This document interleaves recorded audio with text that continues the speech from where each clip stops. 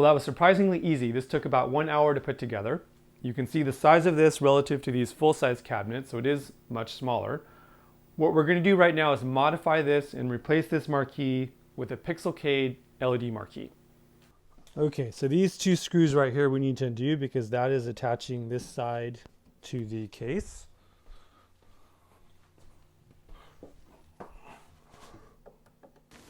Okay, so what we want to do at this point is take off the side.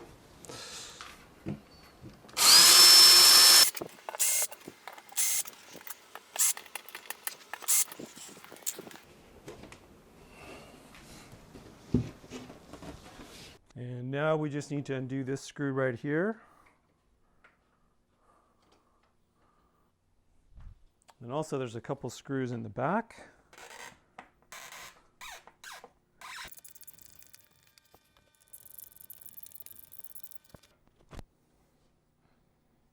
Okay, and that is the marquee. So here's the marquee, the original marquee. So this is just wood. So we're going to replace this. But there is one piece that we need, very important. You don't throw this away, and that is this piece right here. So this little side piece, we need that for our install. So there's just 3 screws right here.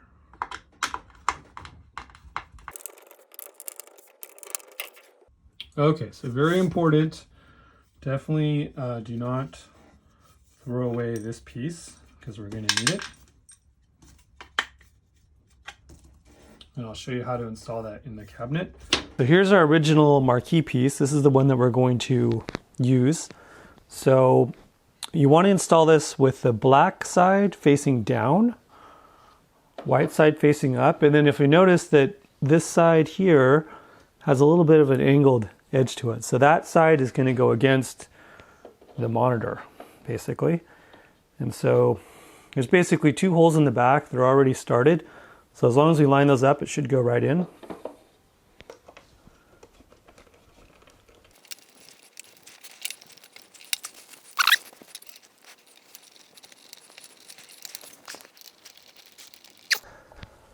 All right, now let's put the cabinet side back on.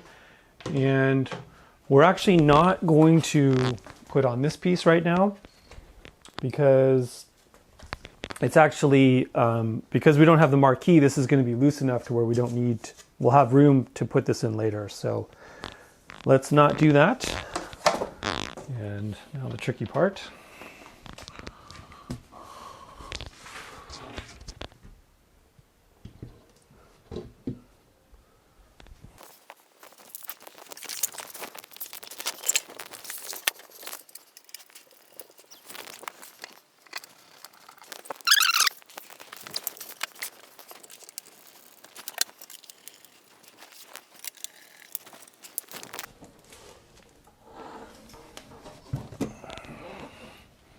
Now it's not going to be as sturdy because we don't have the marquee holding it in place here, but we will fix that with our new marquee. Just a second. Before though, let's go ahead and screw in the 4 screws on this side.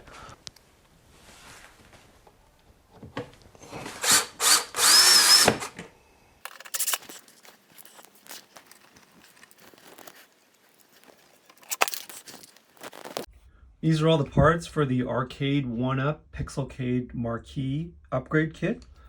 So in this video, we're going to go through actually how to install it and assemble everything.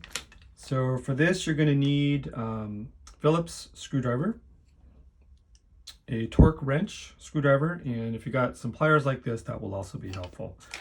So let's go ahead and put some of the stuff aside that we don't need right now.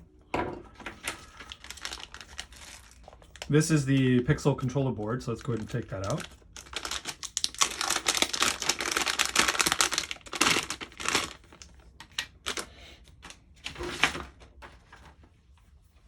All right, so the first thing we're going to do is we're going to take this guy here. This is a mount for that same board, and we're going to mount some hardware on it. So let's go ahead and get our nylon, a bag of nylon screws and nuts. Let's go ahead and take all of them out, actually.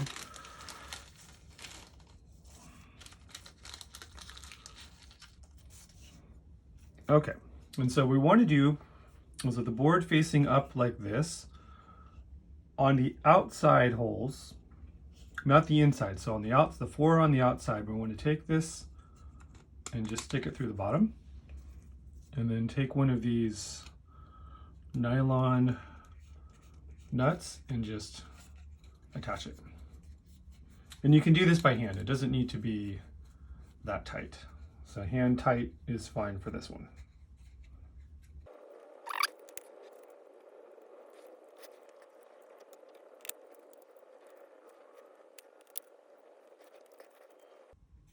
All right, so we got that done. So next thing, we're gonna put these zip ties on this mount. But before we do that, we need to take off the acrylic masking paper. So let's go ahead and do that right now.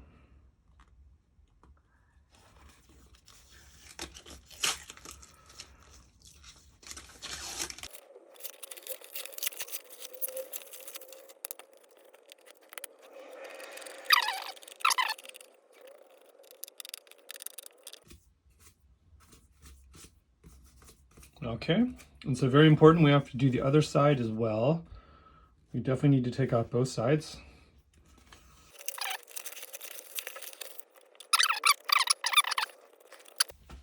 So next step, we have 2 zip ties. This just helps with the cable management. So you'll see here labeled, it says D and then zip tie. So we're just going to string it through like so.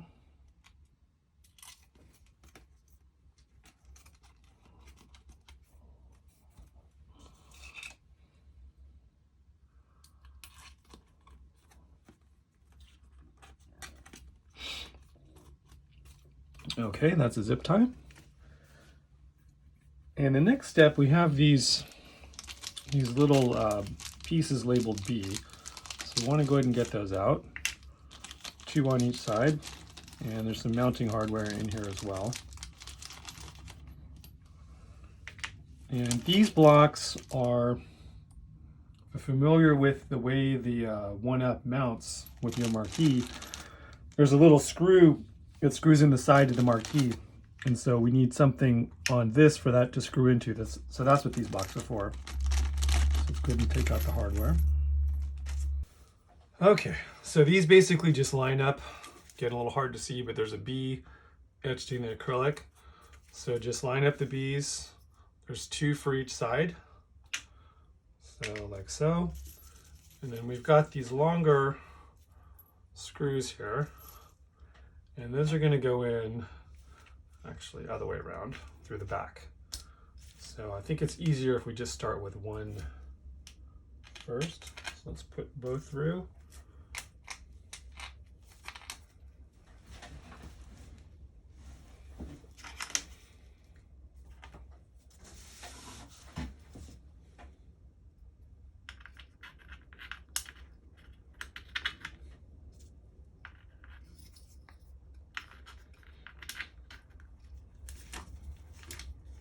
Okay, that's one. Let's just do one at a time, actually. So we're just going to take our hex nuts here, and then these are the metal, and attach them. And for these, it's actually important that they be pretty tight. So we'll use our pliers here in a second to tighten them up.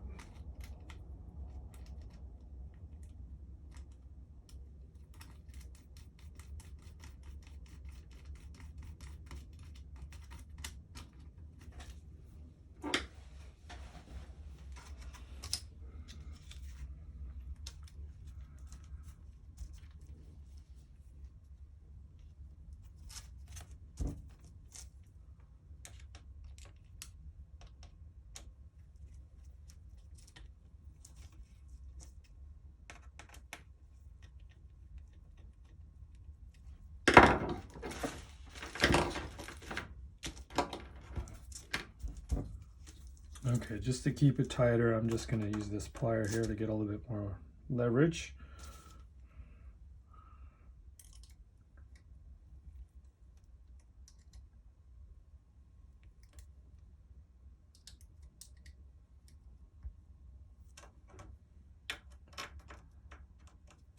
And Right now these are Torque screws. I may in a future version of the kit just change them to Phillips heads just to make it easier. So if you're watching this video and I didn't update it and it's really a Phillips, that's what happened. Okay, so we got one side. Let's do the other one.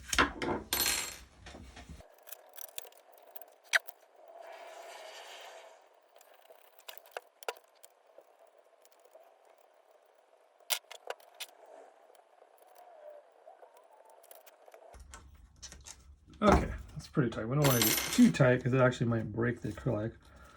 But that's not going anywhere, so this looks good. Okay, so again, let's make sure we turn it up so we don't accidentally put it upside down. Okay, so we got the B blocks mounted. Now we're going to put on the mounting screws for the Pixel board on the inside. So there's basically, a little hard to see, but that says Pixel board and then A and then USB, which means that our board is here, the USB connector is there, so we want it pointing that way. So again, Pixel board, USB. But right now, we're going to take these and do the same thing on these 4 holes right here.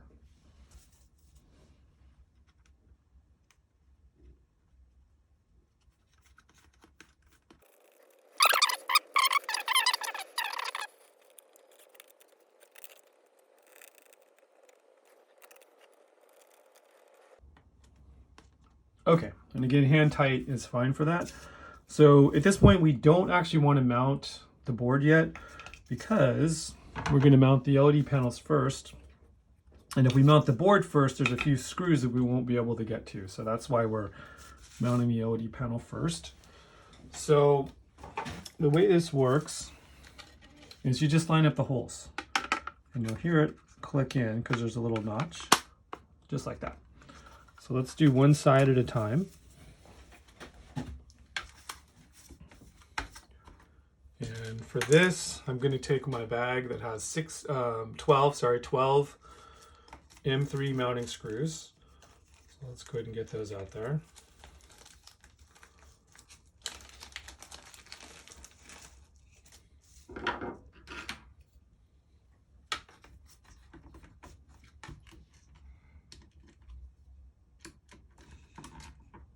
And these don't have to be tight.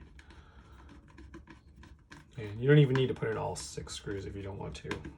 I just do, but it's plenty just to put in half.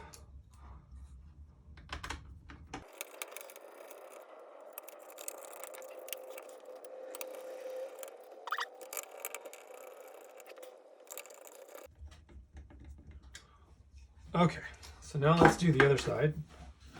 And then on these LED panels, I forgot to mention, see that arrow pointing up? Make sure it's pointing up and not like this. And if you forget that, it's okay because the holes actually won't light up if you do it wrong. So that's not a problem. And then also on these LED panels, these are very fragile. So the LEDs are just right here. There's no protection over them. So if you bump this into something, you could break off a couple LEDs, which wouldn't be good. So just be real careful with those.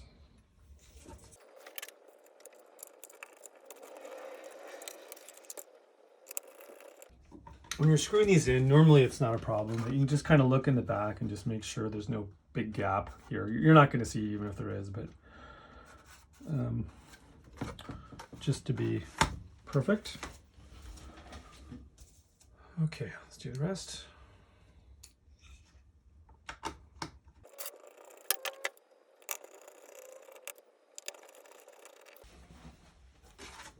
Okay, so I think that's all the holes. Looks good. Now, if you have an extra screw, I always like to put an extra screw. Just these are easy to lose, so if there's an extra one, that's why. Okay. So now what we're going to take is our ribbon cables. So there's 2 ribbon cables in the kit. And the first cable is going to connect this one to this one. And then these cables are notched. So it's impossible to connect them the wrong way, which is really nice. So see See, there's a notch right there on the top, and there's a notch right there, so we're just going to plug that in. And then same one with this one.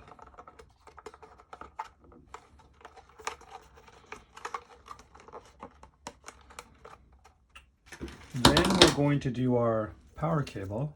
So this is a custom power cable actually we make. And we've got two connectors here. Those are both going to go here and here. And those also can only go in one way.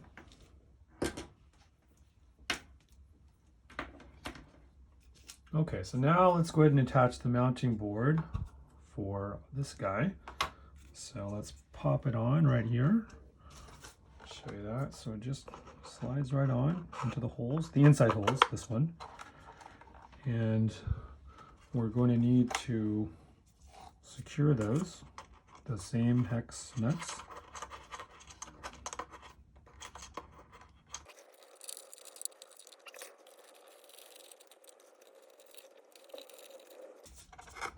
Okay, so we got our board mount in.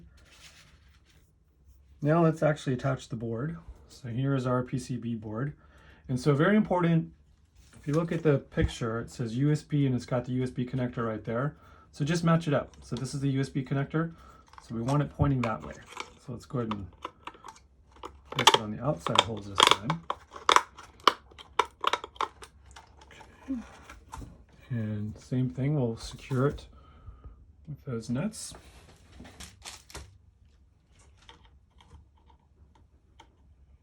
These ones are a little tricky. You just don't have that much room. So what I like to do is get it started and then just kind of turn it from the side. That works pretty good.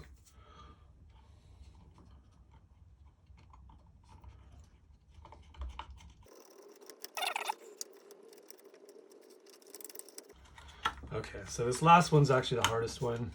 So I like to unplug this just to give you a little bit more room. And we'll do the same thing. Oops, get it started.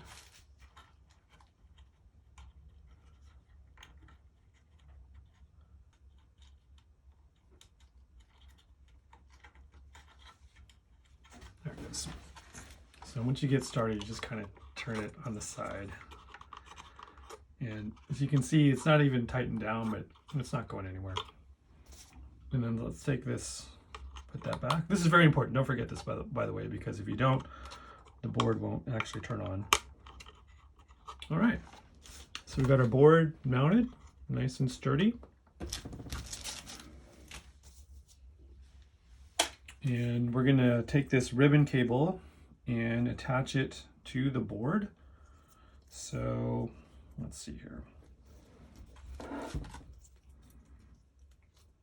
It's actually easier if we go into the panel first and then into the board. And again, just like the other ones, these are notched, so you can't screw up. Okay, and you can just kind of tuck that in there, so it's a little neat. Okay, so at this point, we pretty much have, well, we do have everything wired up. The last thing we can do is on this power cable.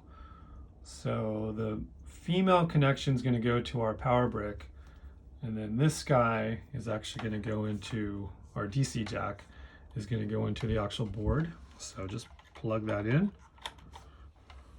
And now let's use our zip ties and kind of make this a little bit neater.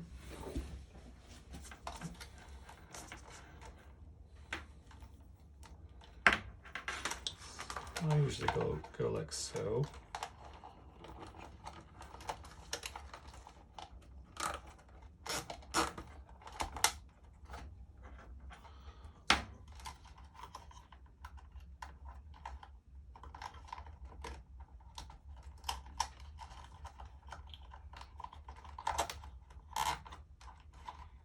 All right, that's pretty good.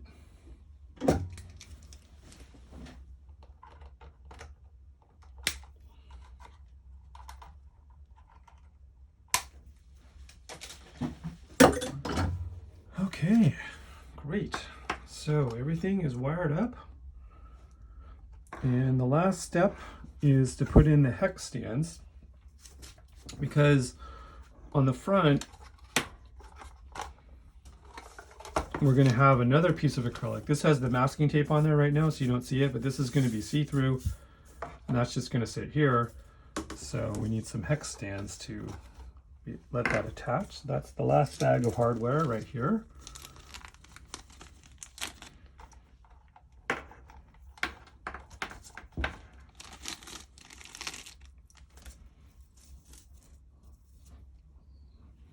And these are basically the only holes you have left. So right next to these blocks right here.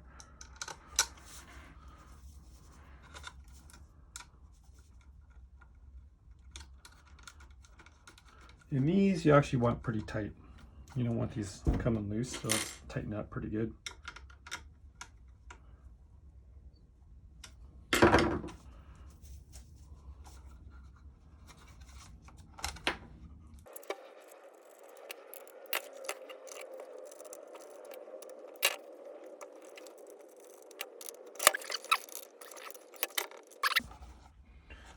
So very important last step before we test this is there's two modes for this. One mode is you can have it on Bluetooth. You can use this Bluetooth dongle. And then you'll see there's a toggle switch here that says BT, which means Bluetooth, or USB. So if we go Bluetooth, this will, we can control this from an Android phone. Sorry, we don't have iOS support right now, but from an Android phone, you can change the images on the Marquee. But if you are modding your Arcade1Up with a Raspberry Pi or a PC, then what you're going to want to do is you're definitely going to want to have this change dynamically based on the game that's running. And for that, we need to be in USB mode. So that just depends. If you're going to run just out of the box Marquee and not use RetroPie or something like Hyperspan or a PC, then let's put this on BT. So for now, we'll just put this on BT. And let's go ahead and plug in our dongle. Okay. And now let's do a test. Let's make sure this guy's working. So we're going to take this, we're going to use a 5-volt, 10-amp power supply. Like that. Okay, so here's our power. So DC jack going into this guy. And let's keep our fingers crossed, and it should turn on, and we should start getting some images. So this is going to cycle through and just play a different Marquee every 2 seconds. So you could just leave it like that and just kind of have it as a decoration piece. That's certainly one use case. But again, it's a lot more exciting and interactive if you have this connected on USB and controlling it dynamically based on which game you're going. So that is it. Again, here is the front. You know, we take the masking tape off, and this is going to be the clear piece that's going to go over it. But we don't want to do that right now because we have to first install this into the Arcade1Up. Then we'll mount this. So let's go ahead and walk over to our machine. Okay, so now let's go ahead and install this piece. And there's enough give here to where we can just finagle it in. So that's what I'm going to do. Make sure we got it the right way. This way.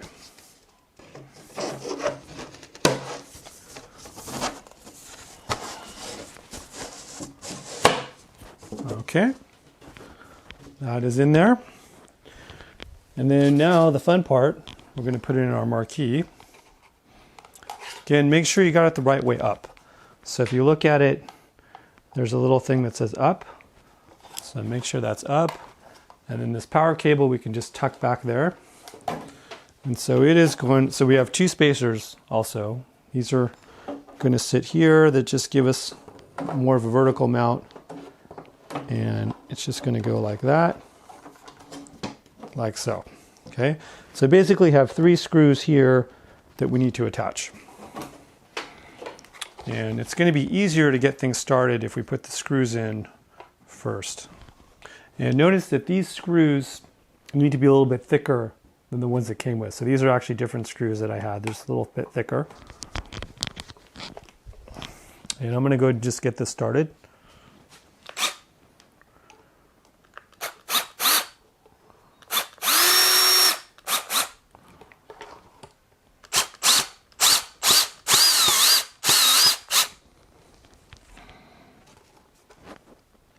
last one.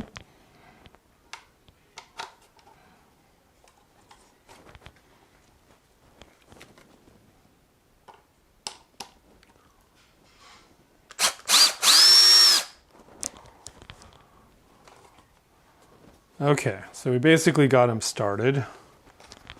And now I'm just going to go right in here. And it should already line up.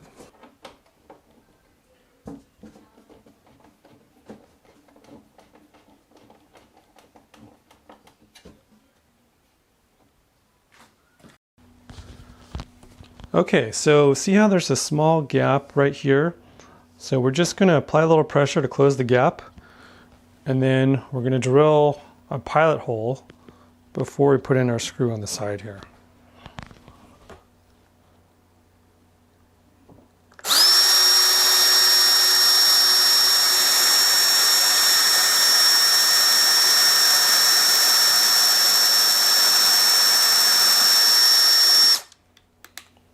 Okay, so let's do the same thing on the other side. And same thing, we want to apply that pressure and close that gap.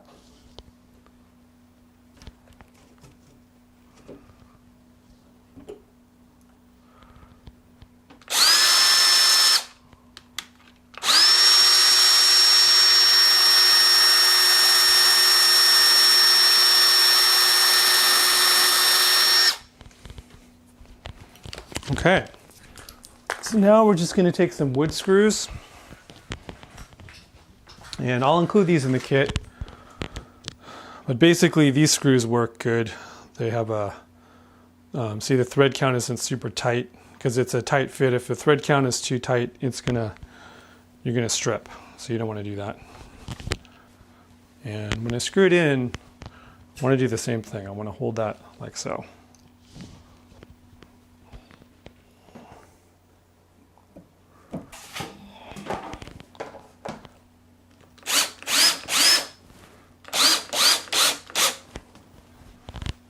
The other side.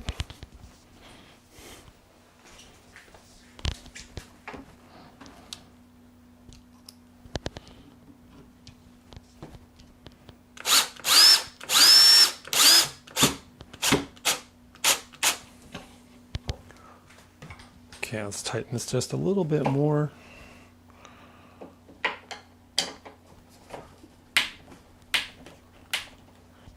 Okay. So now you can see our gap is gone. So as you can see, this is nice and tight, very sturdy, not going to go anywhere. Okay, so last step, we're going to apply our marquee cover. So let's take off the masking. And this looks black now, but you'll see when I take it off the other side, it's translucent. So it lets, I think this one lets like 37% light through.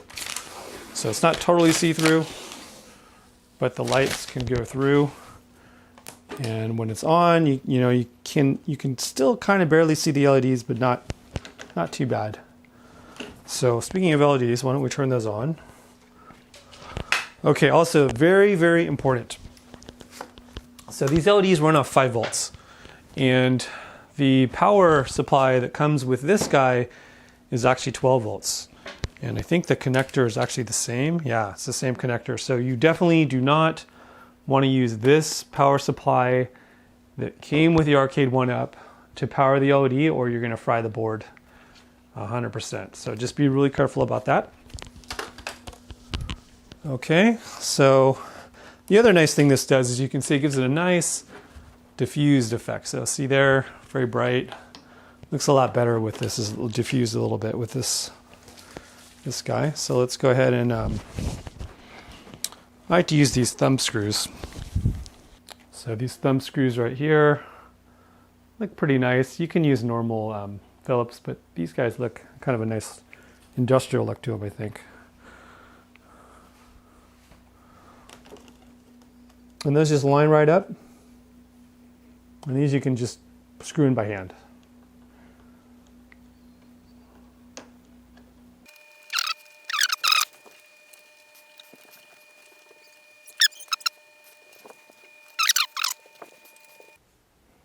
Okay, so we are all up and running on our Pixelcade LED marquee.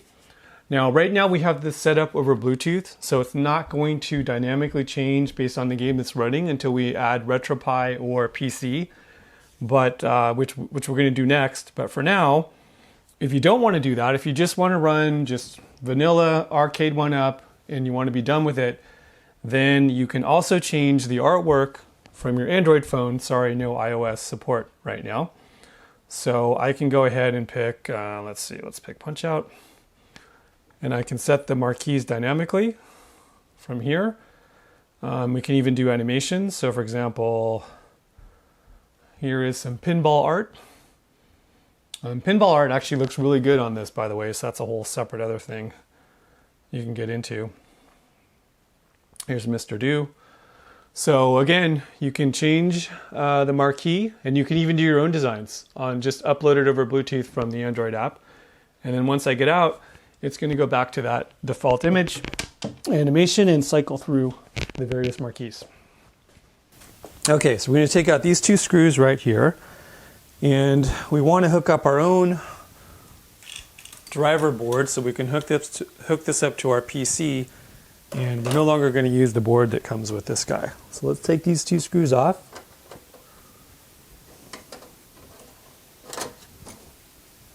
There's one.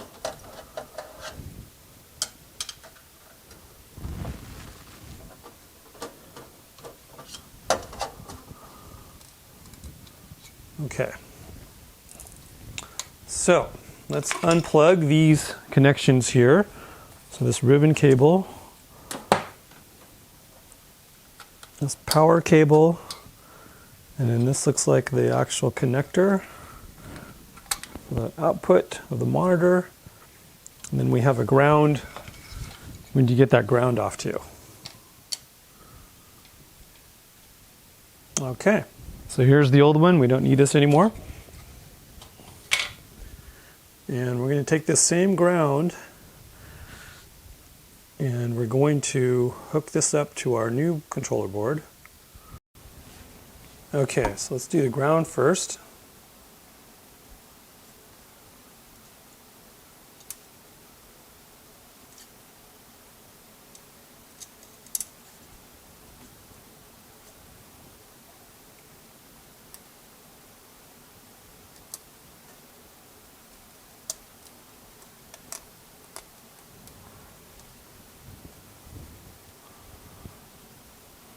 And we'll just take our nut and see if it's a little tight fit there.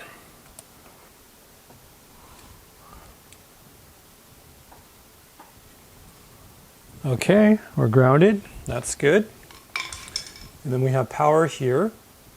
So that power is going to go right there. And I think this can only go in one way. Let's just double check that.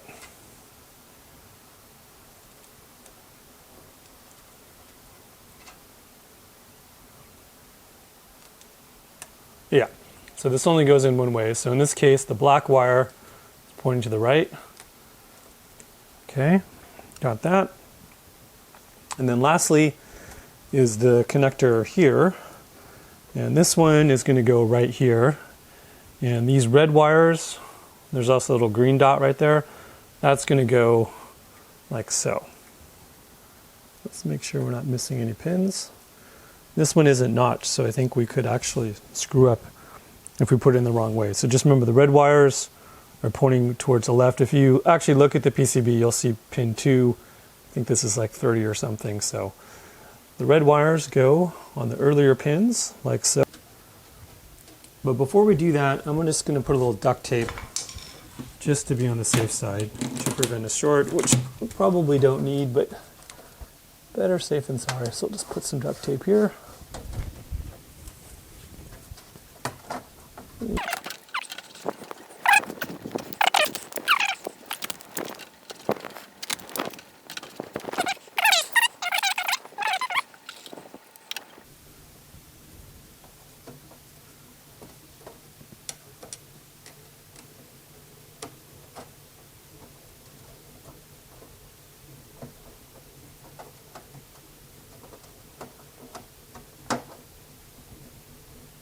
You don't need to screw these in so tight.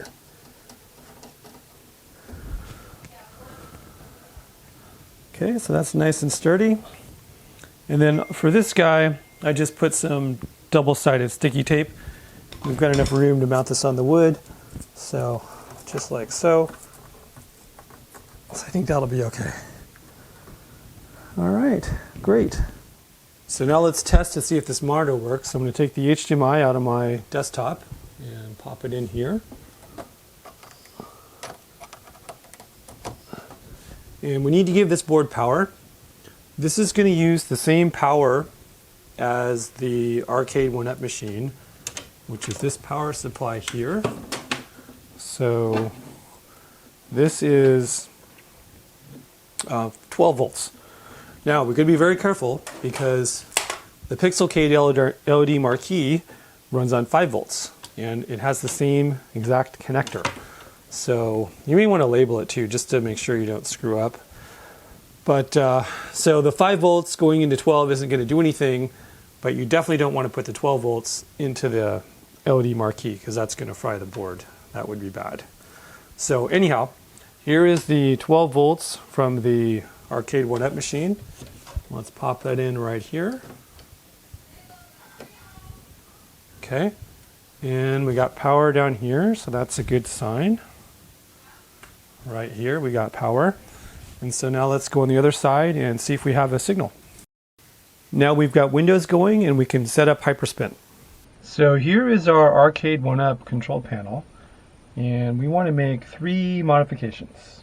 Number 1, we're going to put a little mini OLED display here that is going to show the game information and some other data about the game.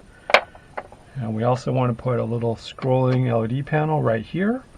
It's going to have a little bracket cover over it like this. And lastly, we want to install our spinner here. And I was thinking about putting a spinner here, but then, if you're actually using the game, it might be in the way. So I think over here is better because we're not going to use this speaker. So those are the 3 things we're going to do. So first thing we need to do is take off the bottom. I've actually already undone the screws here. So this comes off like so. And then let's flip it back over. And we need to take off these guys.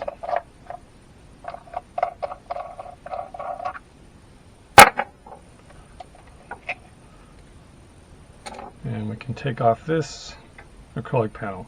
This scratch is really easy, so I'd set it somewhere that it's not going to scratch. So let's start, and let's first take out all these buttons because we're going to replace them. So you could actually cut these, but in case you want to read them, I'm just going to unplug them.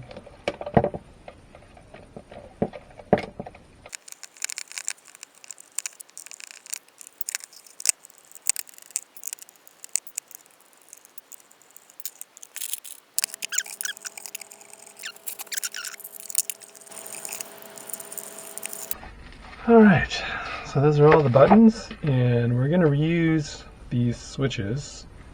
So I'm going to leave those for now as is. So now 2 more things we got to do. Number 1 is we need to drill some holes for our LED display. So I'm just going to center this guy and blue tape it down. Okay, and then the other one is a small OLED display. Let's take a look at it real quick. So it's going to go like right here. And so we got a little mounting template for it, which you can, sorry, it's kind of hard to see, this is see-through, but you can laser cut this, design files, and it's just going to sit in like so. Okay, so now we just need to drill holes here and holes there. And then also we got to drill cutouts for this guy, as well as on our matrix, these holes here as well. So we'll do those next.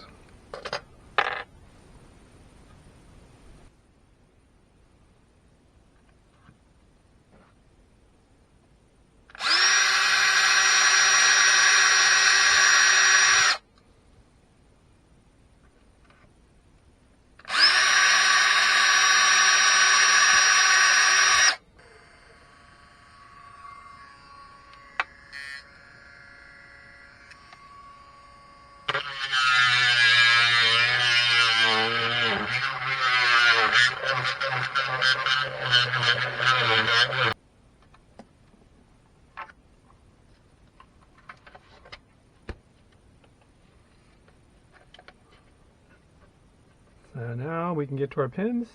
We are good to go. Alright, so now let's do the buttons. So we got this off of Amazon, and I think it's pretty cheap. It was like 40 bucks. Quality seems to be pretty good. So 2 joysticks. And so let's get out all of our buttons and joysticks here.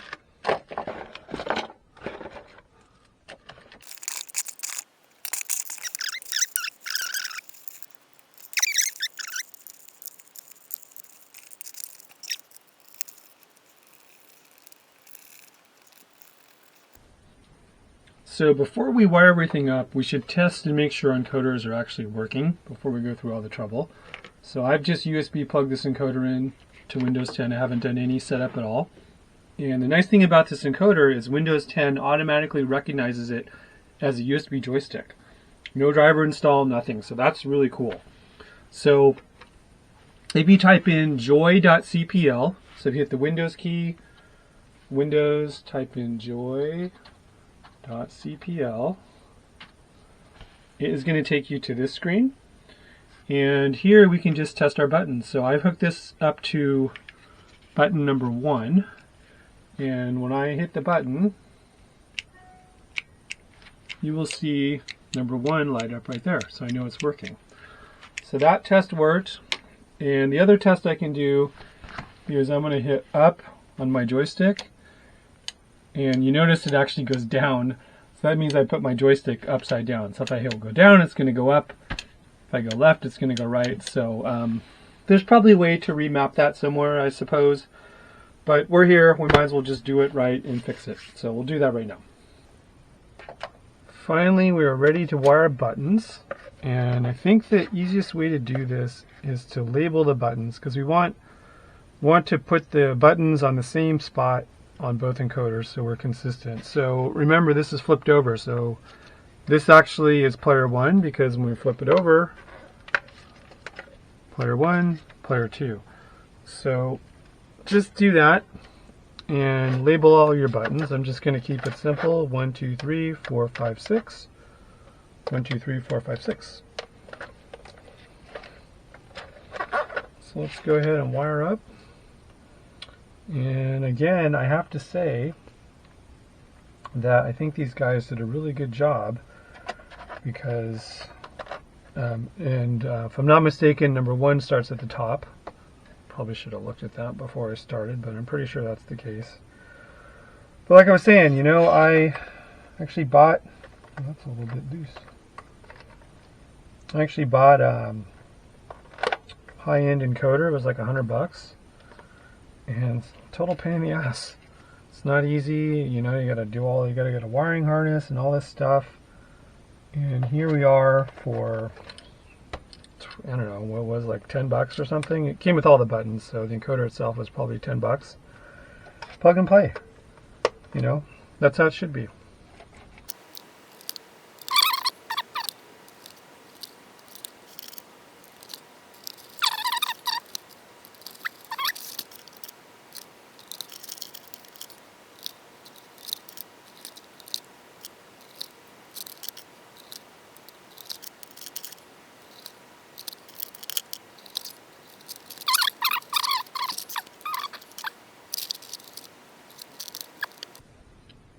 Now, this is optional, but when we were going to mount this board, there's these little headers, these little solder points that are going to take up a little vertical space. So what we're going to want to do is just add a little spacer. And I think we can get away with, and I'm going to add a spacer on this side as well. I don't think the board's going to short out. I think there's enough room there, but just to be on the safe side. So when I go here, I'm going to add a couple of these guys just to give us a little vertical clearance.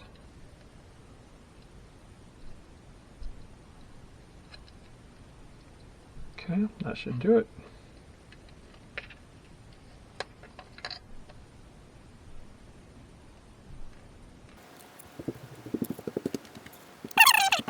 Still be perfectly fine.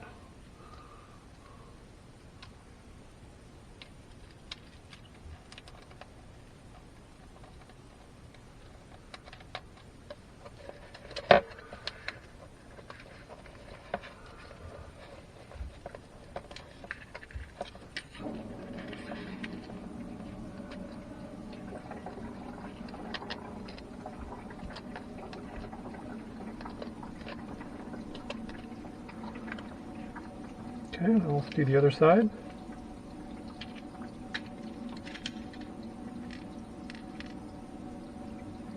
These are M3, so that's metric, by 25 millimeters.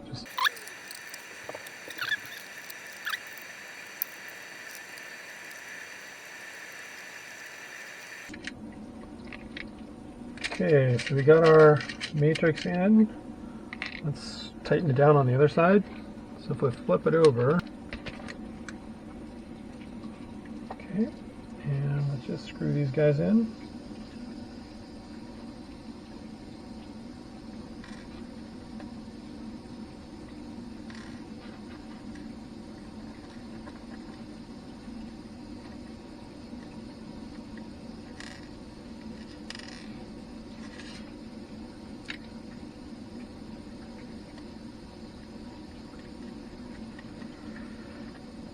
So now that we've got that, we can go ahead and put these two modules back on.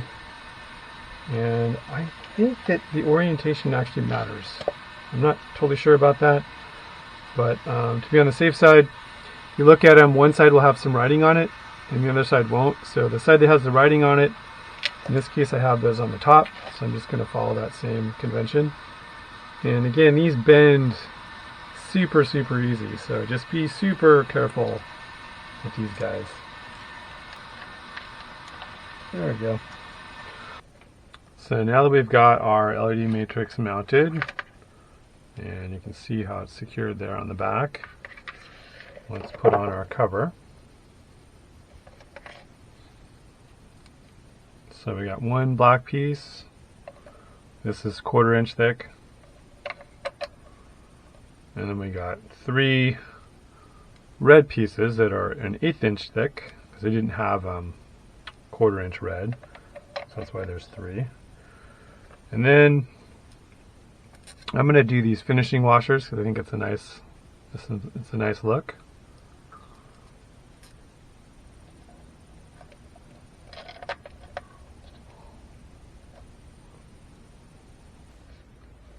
Okay, so here is the 7-segment display.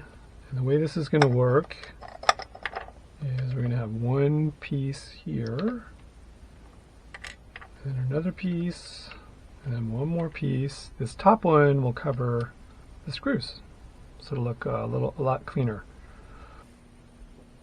So we're now going to mount this little mini OLED display on our control panel, and you can see over here the cutouts that we have. So basically it's 4 holes plus some little oblong notch there. What I recommend, and first thing actually before we get started, let's take off this protective covering because you're not going to be able to get to it once it's mounted. And what you want to do is just make a little, take these two, and these are okay, so this is 1/8 inch thick. This is going to be the top cover, and this is 1/16 thick.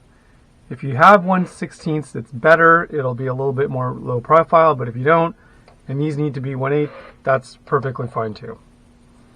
So what you want to do is basically take this first guy, put it on the bottom, do your best to keep the holes lined up, and then take the second one, and basically we're just making a little sandwich. And again, it's really tricky to keep the holes lined up, but we'll do our best.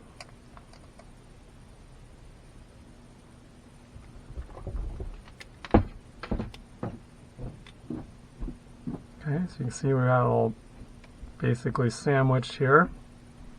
Here's the other side.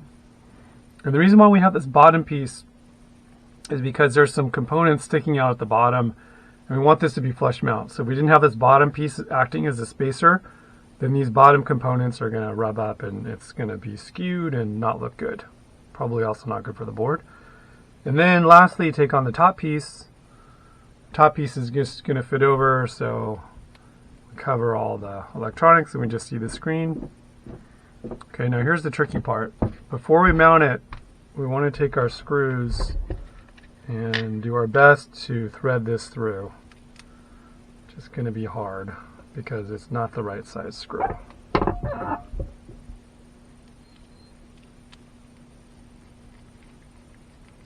I'll try to find the right size screw and put a link to the one to order to make this easier. So you don't have to screw, you should just be able to slide it right in. That's how it should work.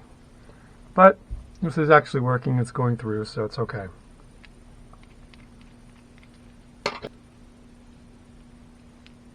And now the top part is where the pins are. The pins are going to go right into that little notch that we've routed out earlier. And we're just going to plop it in and line up the holes.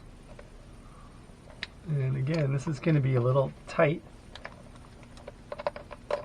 Okay, so that actually went in pretty surprisingly smooth. So now let's just tighten these down.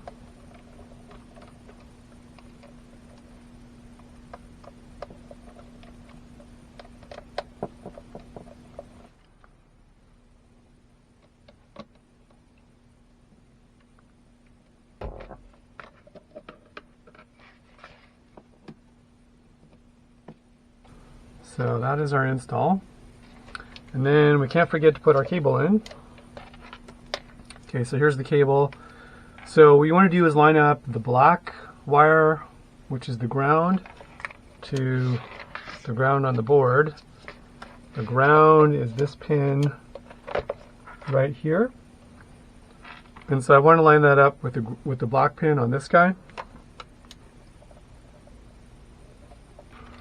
So now that we've got it, we should do a quick test to make sure this works. Okay, so I have another board over here, which I know works. So let's start with this.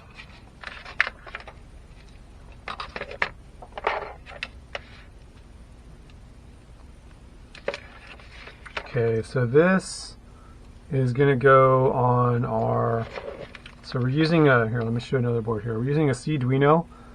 And the display is actually an I2C device. And the Arduino, good thing for us, has actually two I2C ports. So we can use a Grove cable here and just plug it in. Very easy. Okay. Now let's plug it in on the one that we're going to use.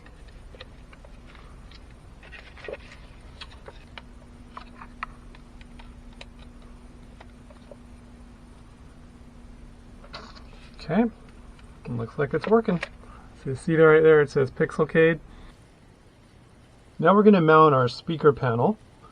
And in addition to the speaker panel, we're also going to put some more displays on here, just because we can. So we got our single color LED matrix, got our 7 segment, got a couple mini OLED displays over here. Of course, here's our speakers, speaker grill, got some covers for the displays, got a bunch of buttons, which we're going to go here.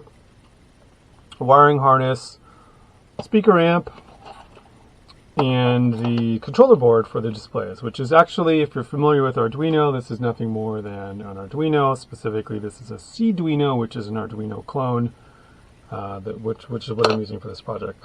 So when you mount this stuff, very important that you do it in this order. So the first thing we're going to do is we're going to mount the controller board or the Arduino on the other side of this guy. So if I flip it over, I can see there are 3 mounting holes that will line up with the Arduino.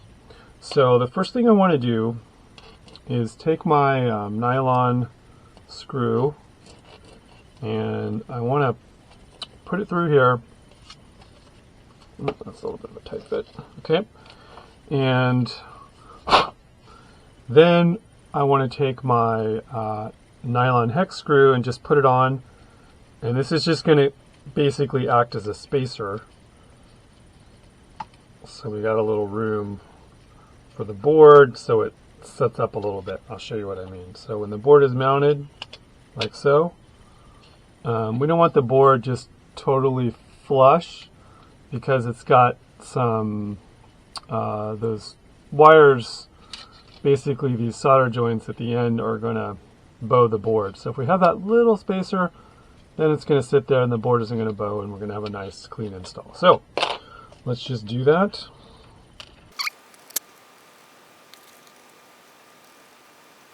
Hand tighten is fine for this. Okay, so we got that, and then now it's just a matter of just taking our board and just setting it right on there. Okay. So now you can see it's nice and it's not bowed at all. Nice clean mount there. And then we'll just take our screws here, and this is a little bit of a tight fit, so you just gotta get them in there. So now let's mount the displays. So let's start with the 7-segment displays. Again, our display started out like this.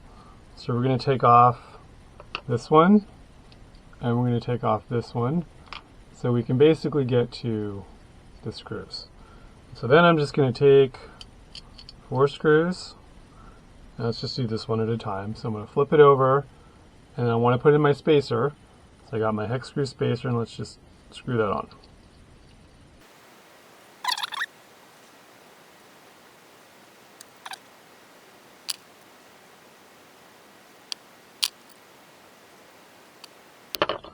Okay, so now we've got our 4 screws here. Let's just double check that they're long enough. Yep, so that's good. So, okay, doesn't want to come out. Okay, so now actually would be okay. Let's put these back on first. And again, just make sure you don't bend the pins.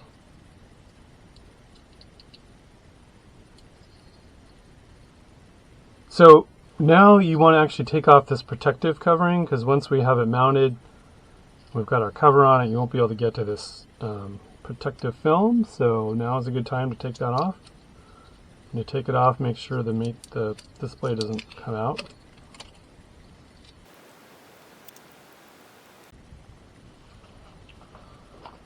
Okay, so I've got our display ready.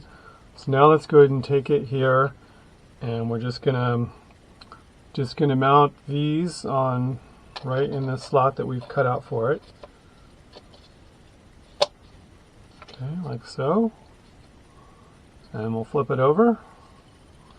And then let's just secure in these screws right here. So these, we just have M3 X nuts, so that's easy.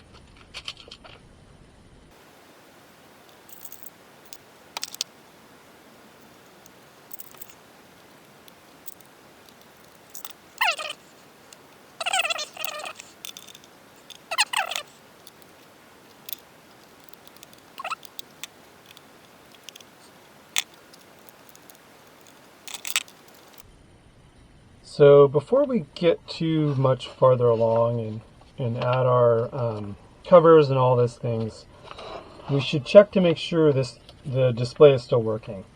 So it's a little extra work, but I highly recommend it. So we're just going to plug in our wiring here.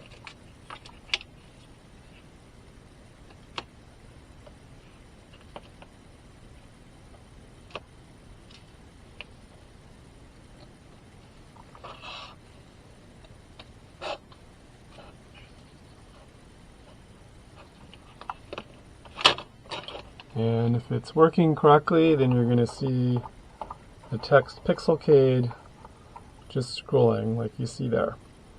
So that means we're good. So we can continue. And let's go ahead and mount next the 7-segment LED display. So let's see, this one is actually, okay, so the bottom of it is where you see the decimal points, right? So that's the bottom. And then the way this one mounts, is basically just take it and we're just going to go through the bottom and just pop it in. And then we've got some holes here. We just line up the holes.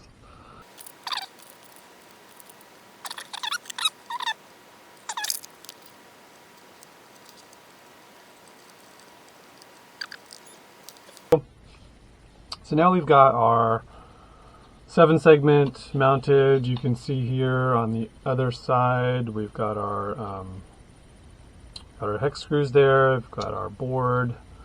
So again, I know it's extra work, but let's test it again to make sure all is good before we continue. Cool. Okay, so what I wanted to see was 2/8, which I see on the 7 segment. So that means we're good. And we can continue. So let's again unplug this. Okay, so the OLED, here's our little mini OLED. And now also is a good time to take off the protective covering because you won't be able to get to it later. And the way you mount the OLED, so here's the mount holes for the mini OLED. So basically you take this guy, then you take your OLED, it's the second one, pop it on there. Actually, let's start like this. So let's take 2 of these. You basically just make a little sandwich. So you're just sandwiching the OLED in between these 2 pieces. Because we need to do that because we need to make space, basically, because there's just some extra wires sticking out. So then you pop it in there. Actually, before we do that, then let's take our cover.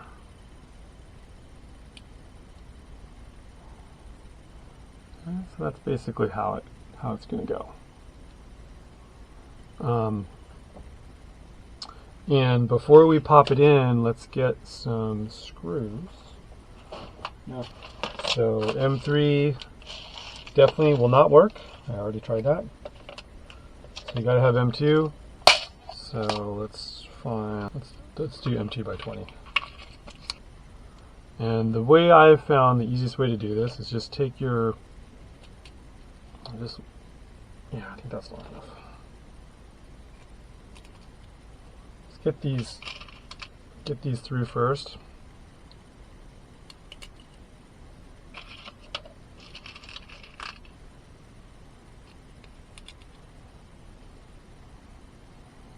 So we're basically looking like this. And then now just set it on there. Okay, and then just kind of hold it, flip it over, and then now we can screw it on the other side. It's actually not too bad. Okay, so this one, again, you don't want to make them too tight, but let's just tighten them up a little bit. Hand tight.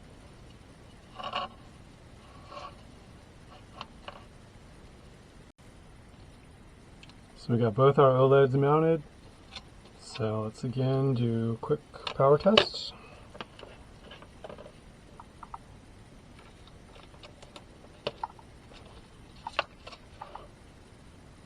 Wow, it worked. Amazing. So let's do the lights here. Okay, so I'm scrolling Pixelcade. I got my 88. And it's a Pixelcade display accessory on both my OLEDs. So everything is working as it should. Awesome. Now we can continue. Let's just get these buttons out of the way. So, okay. These are coin buttons. Let's start with those. So it says coin on them. And if you're wondering why do you need 2 coin buttons, it's because, and I didn't know this either, because some of the older games had a coin button for player 1 and a coin button for player 2. So for the older games, I guess you actually do need 2 coin buttons if player 2 is going to play. So that's why. Evidently the newer games didn't have that.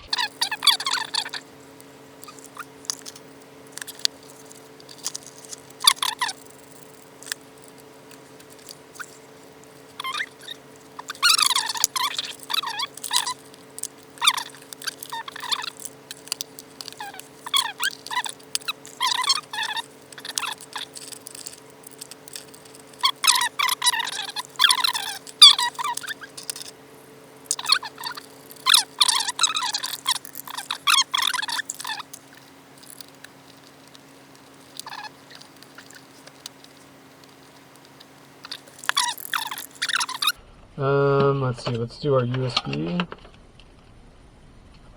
So this is just going to add some USB ports to the front panel. So if we ever need to hook up a keyboard or hook up some other controllers, like say gamepad controllers, then that would be very easy to do.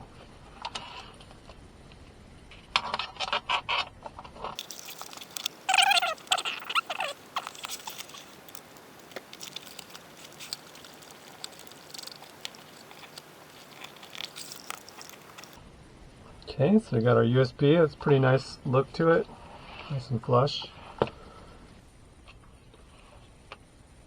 So we got our protector cover off, so now let's take the first one. So if you look at these covers, you want the one with the bigger opening, which is going to be this one. So that's going to set like that. Okay, so now we still see the screws and everything, but if I take the next piece, then now we're going to cover that up to have a little bit of a cleaner look. Okay, so at this point the 7-segment display is good, but this one is still sticking out. And the problem is if we don't layer it up more, these things will come out really easy. You can just knock them or someone can take them out. So we really want to just add 3 more just to build it up so it's almost flush. And that way you can't take it out. Okay, so that looks pretty good. Then we're just going to take some longer screws. I think these are M3 by 25. I think those will be long enough. Let's just double check. Yep, those are good. And actually, I have some finishing washers that I've been experimenting with that look pretty cool. So let's put 2 of those guys on there. And keep 2 more for the 7-segment as well.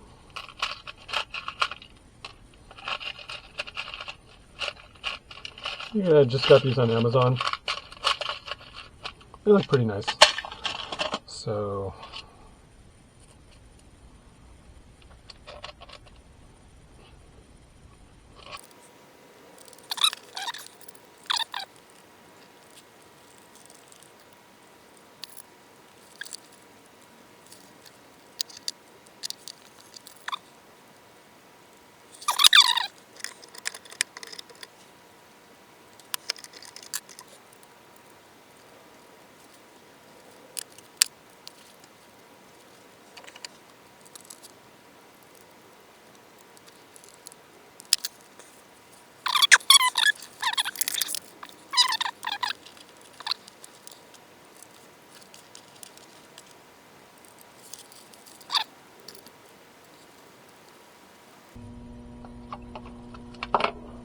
So now let's add the speaker. So the way we're going to do this is we have our laser cut grill covers that are going to go over it, and we're going to have a little hex stand as a little spacer. So let's put on that hex stand first.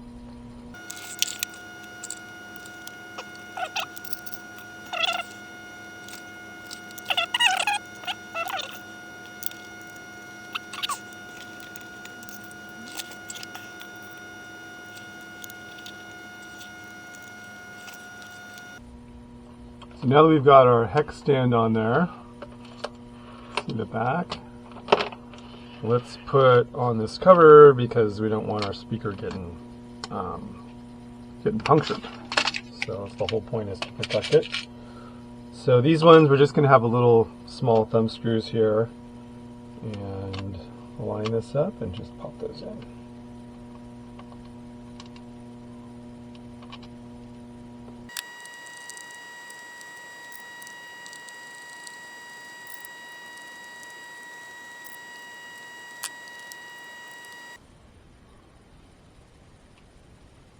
So here's the screws that came with the amp, and it's just slightly too short. So see the other one there, it's a little bit longer, so we're just going to switch over to those. Those are 440 by by a half. So these are 1/2 inch long screws. 4/40.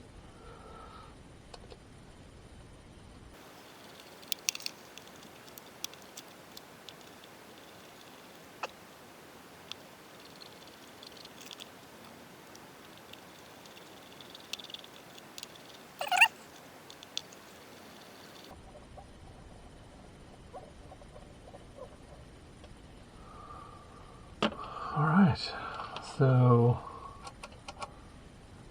Yeah, I think that looks pretty good. So this is our finished speaker panel. Got all of our components in there. Lots of displays, lots of buttons. Let's see what it looks like on the back side. We need to clean up this wiring, so why don't we do that? Actually, we should do a test to make sure this still works. And then if it does, we should clean up our wiring.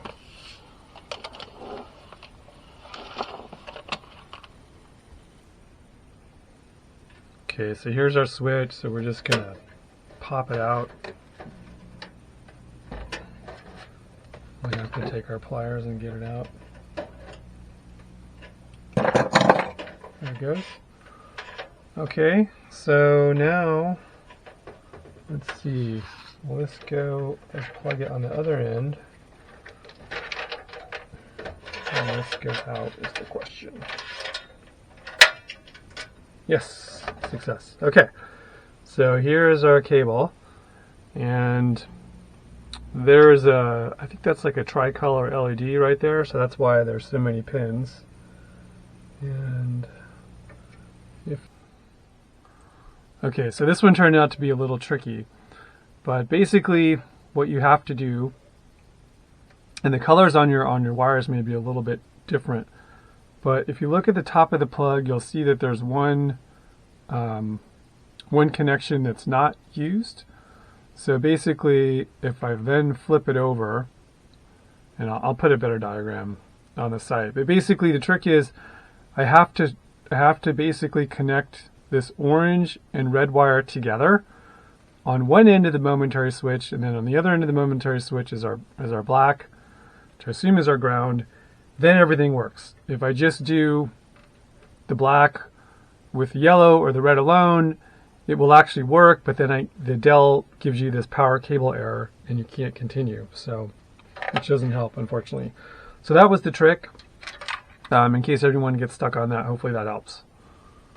So now that we've got our new cable made, let's go ahead and plug this back in, and let's snap on this case as well.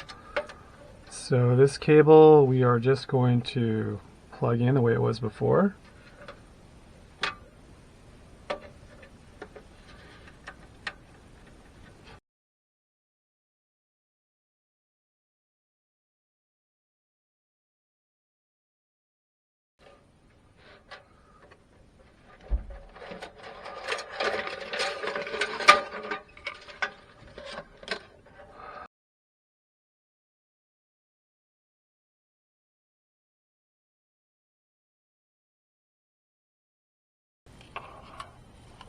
So I came across this little device. It's called a digital data logger. Basically, it's a relay. And if it senses power here, low voltage DC power, then it's going to flip the switch. And what's really nice about this is that because for this project, I didn't want to have one power for the PC and another power to turn off the LED marquee. I want to just turn it, very simple, turn on and off, turns everything on, turns everything off. And, with the PC, of course, we don't want to just hook that up to a normal switch, because when the PC is on and you turn it off, it doesn't shut down gracefully. So we want to hook up the PC to a normal momentary switch, just like it already has. And when the PC turns on, then we want to flip the relay and turn everything else on, right? So how are we going to do that? So this device has one use case here is basically we can, just made a little custom cable here. This is just a USB cable, and I'm just taking 5 volts in the ground. And so basically, when a PC turns on, power is supplied to the USB port. And so we can use that to flip our relay. So as an example, I'm going to just plug this in here, and the minute I plug it in, it's going to turn on the switch. You heard that little click. So let's unplug it from here. Okay, switch is off. Switch is on. So PC turns on, flips the relay, we turn on everything, PC turns off, everything else turns off. So that's exactly what we want to get done. So perfect, really nice application for what we're trying to do. I think these are like 20 bucks, something like that. I'll add a link to it. So everything is wired up here, and we've tested it and it works. So I I'm just a little nervous these connectors are just going to pop out, which they probably won't. But to be on the safe side, I'm just going to just take this hot glue and just squirt it in there. I think that way for sure they won't come out. And what we want to do is we want to make sure we only do it on this end so we can still disconnect it from this end. Because if we ever have a problem, we need to, well, first of all, when we mount it, the control panel and the speaker panel is going to go in at separate times, so we need to disconnect them anyway. So I'm just going to do that right now. I'm going to squirt the hot glue on this side and we'll leave the connections open on that side. So we're just going to squirt it right in the little hole there. And it should not be going anywhere after that.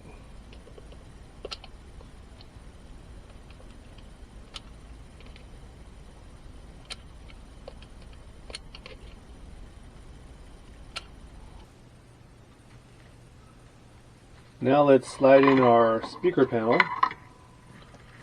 And we've got a lot of wires here, so just have a look at the back of it before we slide it in. And so just take all these wires here, just kind of feed them through the back.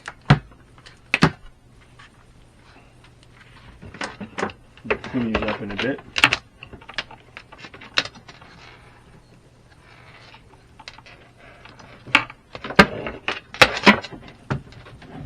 It's just going to go right here in the slot.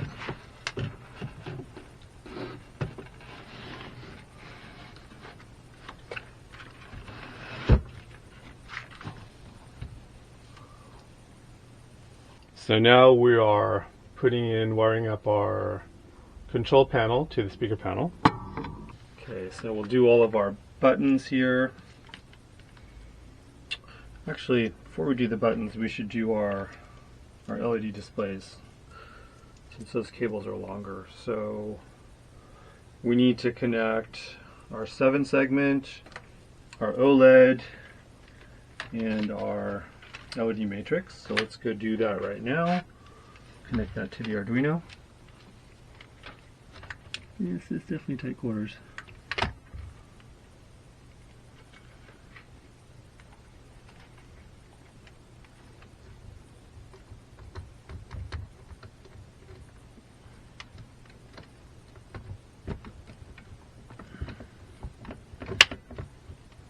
Okay, that was a 7 segment. Let's do the matrix.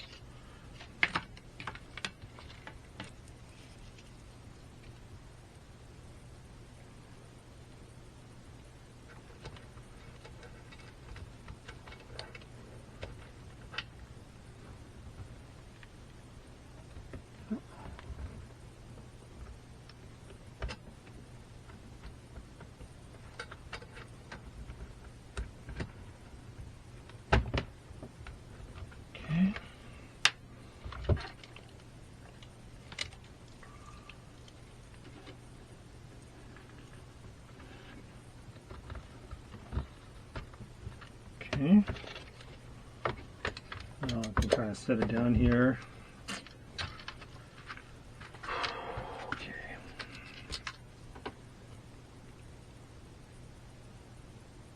So this is left. So left is this side. This is number 10. 8, 12, 11, 10.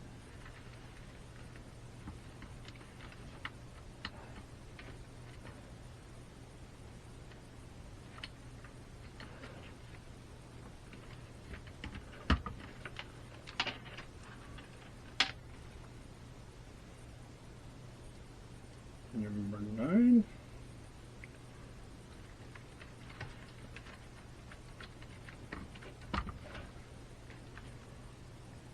$11.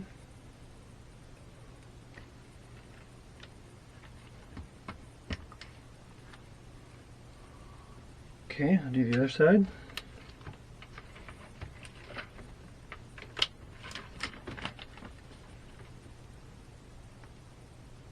This is 11.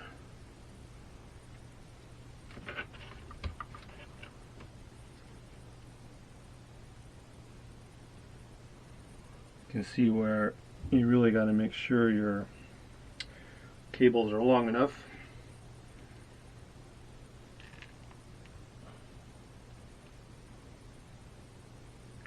And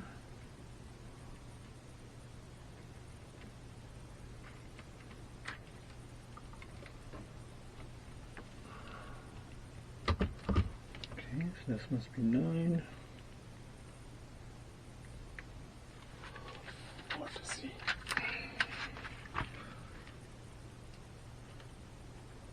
Yeah, that's 9.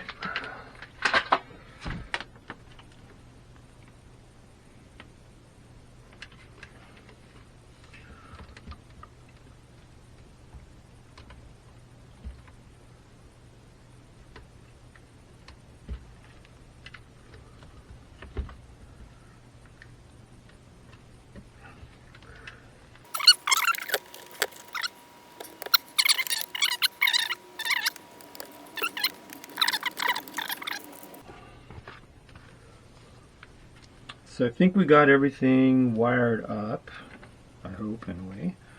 So let's go ahead and flip this over. I'll just slide it in there.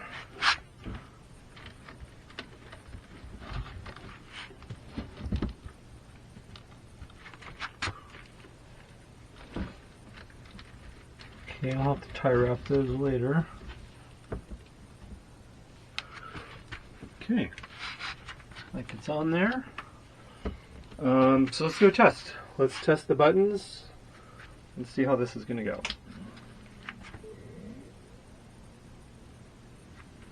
Opening, because that's mapping our keys, and we just want to test to make sure our keys are working first. So, okay, so I don't see Joy to key running, so that's okay. So let's go here. Joy.cpl.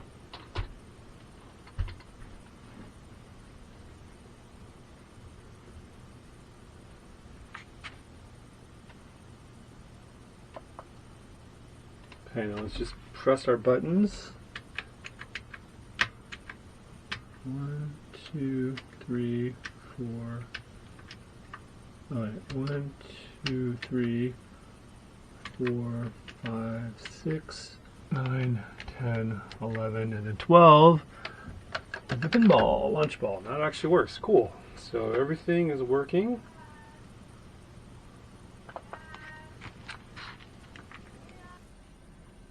Now we got everything hooked up, let's get the software going. So first thing we need to do is install the Pixelcade software.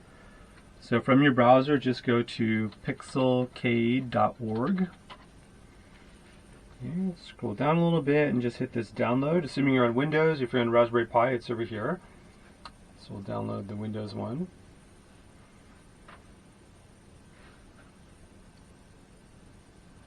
Okay, so then go ahead and run the installer. Now we have a 2-panel installation, so we're going to pick 2-panel. Okay, so it detected that we have LED blinky installed on our D drive, so we can go ahead and stick with that installation location. That's fine.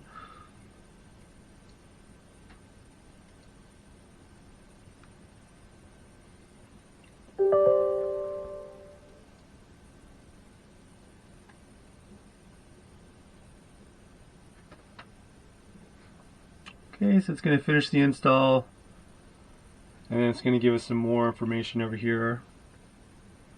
The most important thing is the LED blinky setup guide, so let's go there. Okay, so this is a little bit of a works, so sorry about that. I'll try to make this easier, but there's a number of things you got to do to set up LED blinky, and this is just going to tell us what to do. So what I'm going to do is, in your case, you don't have LED blinky installed, so I'm just going to reinstall it. So I'm going to download it, go to ledblinky.net. Let's hit download here, and let's just reinstall it.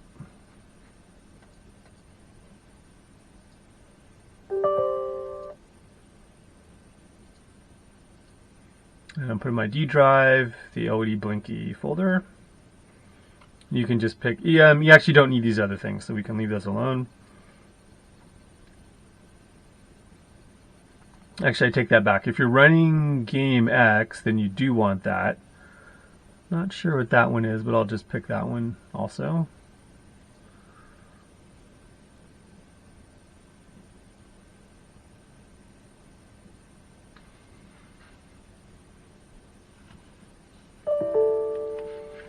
Okay. All right, so we've got LED blinky, we've got our guide. The first thing we should do though is let's test Pixelcade and make sure we have everything set up right. So if you go to Device Manager, a little shortcut is devmgmt.msc, and go to your ports. So Pixelcade, it's going to show up as a USB serial device, and then our Arduino, which is being used to run these little side displays, is also going to show up as a USB serial device. So to be honest, I don't know which one is which. So we'll take a guess. If we don't get it right, we can just flip it around. No big deal. But we know we have one on 3 and one on 5. So let's go here. Let's go down to Pixelcade. And we're going to go to Settings.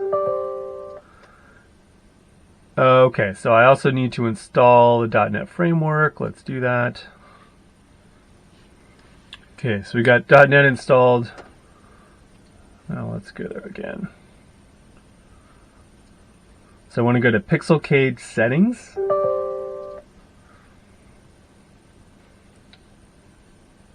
So I'm just going to take a guess here, but so we want to tell the program what port Pixelcade is on, so I'm just going to guess it's on COM5, and then I'm going to guess that our Arduino, or what I'm calling here the sub-display accessory, is on COM3. And again, if we get this wrong, we just switch it around. Let's put yes. And let's put yes. Okay, I think that's it. Let's save and close. Okay, so now let's go ahead and launch what's called the Pixelcade listener.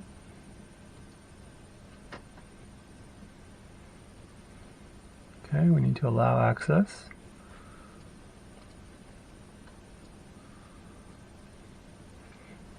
And this is the little program that's always running in the background. It's running minimized, but let's go ahead and open it. And so it looks like we guessed right. So it found Pixel, and it also found our display accessories. So perfect. Good. So that works, so we can just actually leave that open. So now let's go to LED blinky, and specifically I want to look up our, I think it's under how to, our LED blinky guide. Again, this is a little bit of a pain in the butt, so you just got to bear through it. So let's go down here, LED blinky for Pixelcade guide. Okay, so what we're going to do is we're going to launch a program called LED blinky. Oh, so sorry. So first thing we need to do is go to our arcade front end. In this case, we're using Hyperspin, but if you're using GameX or Launchbox, that also works fine. And we need to tell it where LED blinky is. So let's go to Hyper HQ.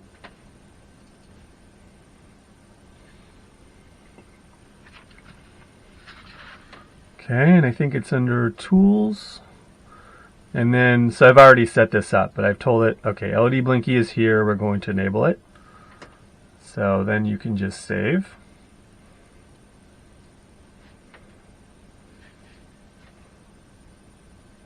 Then let's go ahead and launch the LED blinky config program. So now launch configure LED blinky. Configure LED blinky.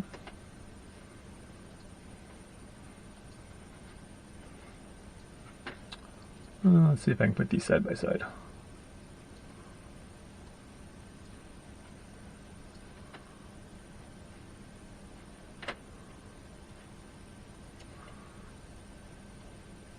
Okay, so we just need to go down this list.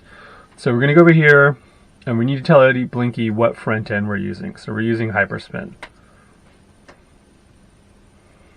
Then we need to go enter here.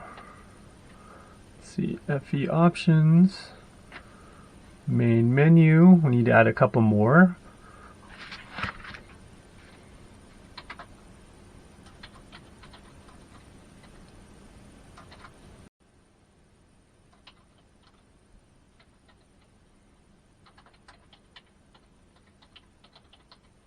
Okay. Check demo game controls. And so what this means is, let's see, demo game controls, okay. Then let's go to MAME settings. Okay, MAME config folder. So this is going to be in our D drive where we have our MAME emulator. Emulators.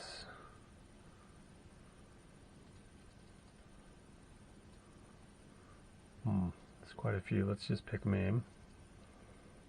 Fig. Okay. And then there's this colors.ini file. Looks like that's already there.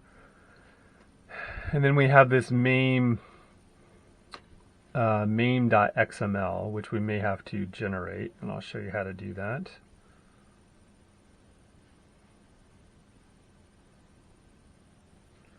Okay, so with this mame.xml, again, I'm not sure why this isn't easier, but that's okay. So let's go out to command line.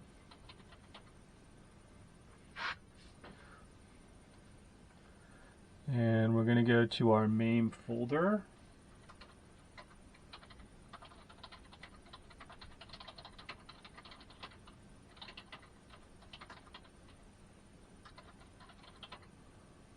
Okay, and we're just going to exit, type this command. So it's going to be mame.exe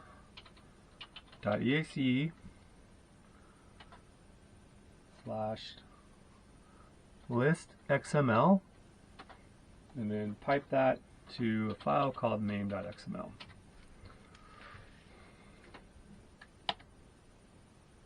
Okay, so that's done. Let's check if our file is there. Wow, it's a big file. That's why it took so long. Okay, so then now let's add that here.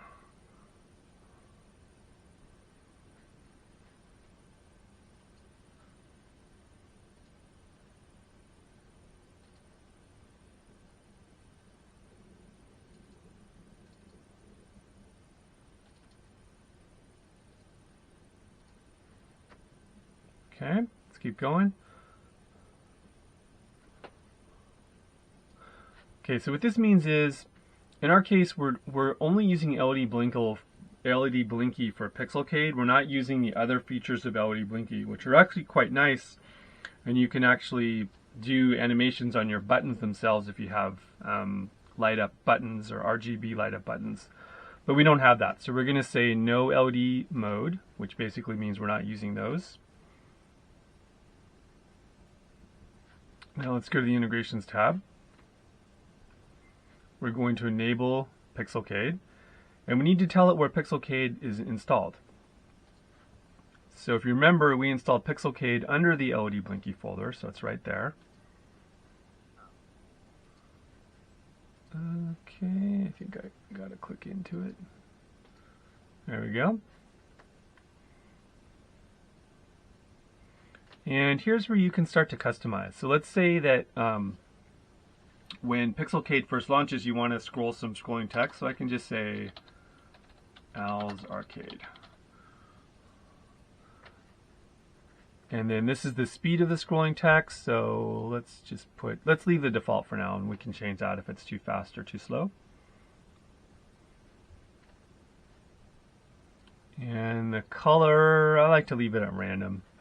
It does a different color every time. It's kind of fun. And then let's go to Integrations tab, enter this setting. Okay, Integrations tab, front end scroll, display system image. Okay, so that's already good. That's set there by default. Good.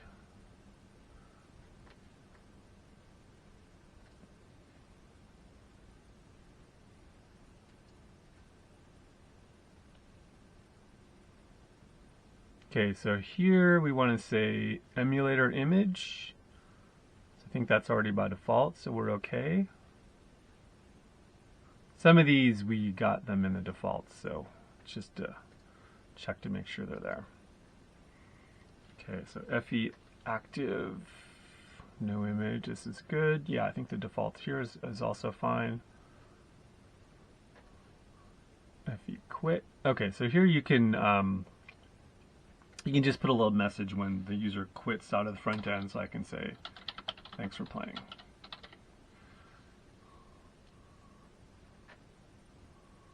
Again, these are all things that you can customize for your... Okay, so this is kind of nice. This is a screensaver, so when Hyperspin or your front end goes into screensaver mode, we can play a little animation. So I'm going to pick animation. And let's just pick one here. Got a Pac-Man one, it was kind of fun.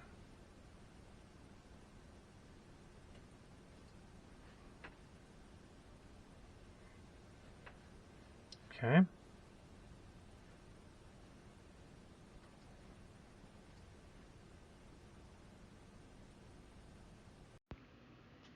Lastly, you need to select an arcade front end. Your choices are Hyperspin, GameX, Launchbox. There's actually quite a few out there now. I chose Hyperspin for this project. Hyperspin definitely looks the most beautiful. It's the best looking front end. That's why I picked it. I think it's also the biggest pain in the butt to set up. So you really need to understand exactly what's going on with Hyperspin. It's not just a run, set up, and go, unfortunately. So if you're into that and you're willing to take the time to learn it, it's good. But if you just want to get up and running, do not go with Hyperspin. It's just too much work, and it's just a pain in the butt. I don't know how else to say it. So Hyperspin or your front end, that's one decision you need to make. And then the next thing is you're going to need a key mapper.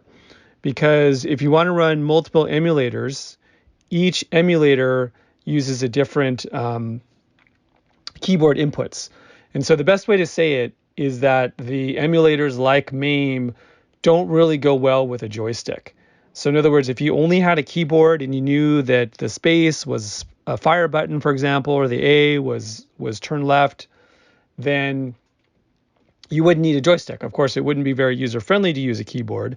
So what these key mappers do is they basically convert a joystick movement or a button press that your Windows operating sees as, button 1, converts, for example, button 1 into X, which is what MAME wants. MAME wants letters. It doesn't want a joystick input.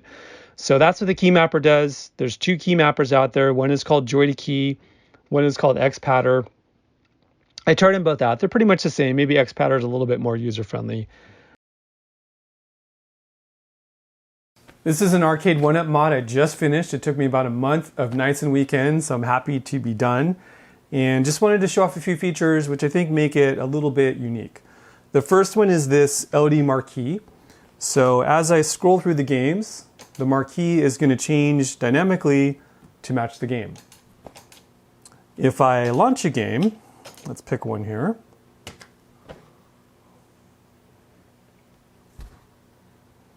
So it gives you some text, and then it'll show the marquee image.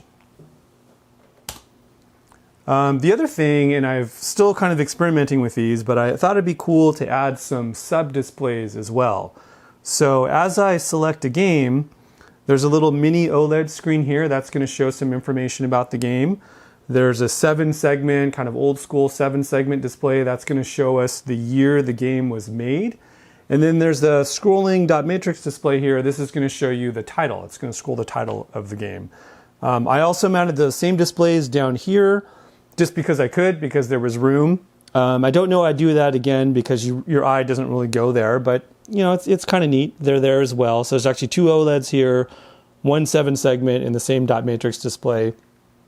And by the way, I will post in the link to this video all the instructions and kind of how I did this if you want to do something similar, including the laser cut files for this particular speaker panel. So I've got the speaker here.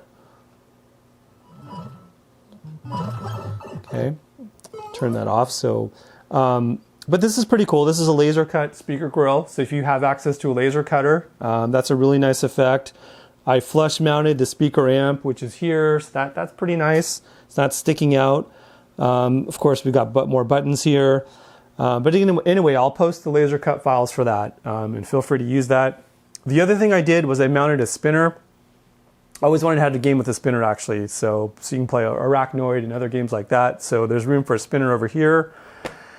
And then I think the last thing was I didn't use the original Arcade1Up buttons, but if I press this button here, that's going to shut down our Windows PC. So that's no big deal. That's been done. But it's also hooked up to a power switch, which is also a relay, and it's now going to shut down everything. So now the Marquee and these displays, you heard that little click, were hooked up to common power strip. So that turns that off as well. So that's kind of a nice feature. I'll post the equipment I use for that. That's quite nice. So if I turn it on, again, it's going to trip that relay, and then everything turns on. The PC, the Marquee, all this other stuff I have hooked up that's not hooked up to the PC, it all just turns on with one click. So that's pretty cool. So I think that's it. Yeah, hope you like it. And yeah, would love your feedback. And again, if you want to do something similar, check out the link. All the instructions are there. Thanks for watching.